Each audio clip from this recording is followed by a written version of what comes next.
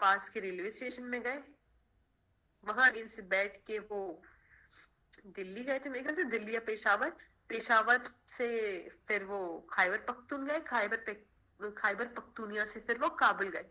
इतना लंबा रास्ता तय करे, काबुल पहुंचने के बाद अंग्रेजों को कितने दिन बाद पता चला कि बोस घर में नहीं है, और काबुल से वो बम्बई निकल गए मॉस्को के रास्ते होते हुए। ये स्टोरी बहुत इंटरेस्टिंग है। उनका पहले का प्लान ये था कि वो काबुल से रशिया जाएंगे, कई महीने वो काबुल में बिताए, लेकिन जो रशियन अथॉरिटी थी उनके और बोस की विचारधारा नहीं मिलती थी। वो कम्युनिस्ट थे और बोस कम्युनिस्ट का खुल के विरोध करते थे, तो रशिया तैयार नहीं था बोस को मदद देने के लिए, क्योंकि इन दोनों की आइडियोलॉजी जस्ट ऑपोजिट थी, और बोस खुलेआम कम्युनिज्म की बुराई करते थे। तो इस चलते वो तैयार नहीं हुए।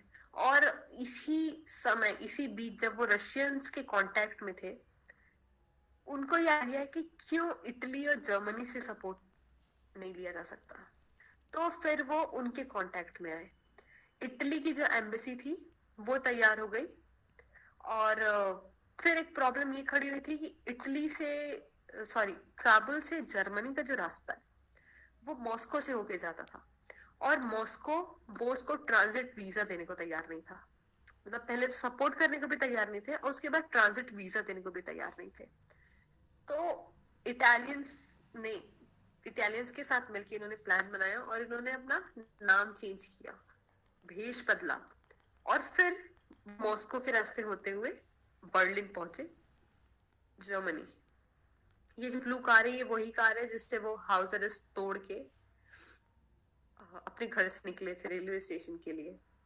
ये कलकत्ता का रास्ता दिखा रहा है, जो रास्ता वो फॉलो किए थे। ये द ग्रेटेस्ट एस्केप का ये रूट है, कलकत्ता से दिल्ली, दिल्ली से पेशावर, पेशावर से काबुल, खैबर पख्तूनिया से होते हुए फिर यहाँ मॉस्को, और मॉस्को से बर्लिन। ये मैं बताइए आप लोगों को, वेश बदले थे, तो ये वेश रखा था उन्होंने, और नाम रखे थे सिग्नर ऑरलैंडो मजोता।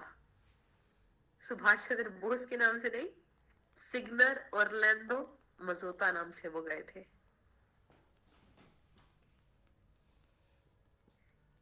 ये मिस्टर एंड मिसेस पियोत्रो है, इन दोनों ने मदद की थी बोस की ट्रांजिट वीजा और जर्मनी तक का पूरा सफर तय करने में। ये बहुत इंटरेस्टिंग फोटोग्राफ है, क्योंकि इसमें सारी जानकारी बहुत ब्रीफ में दी हुई है।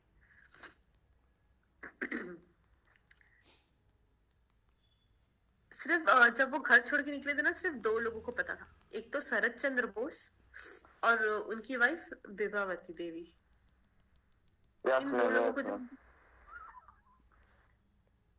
और उसके अलावा जो उनके भाई के बेटे थे उनको पता था।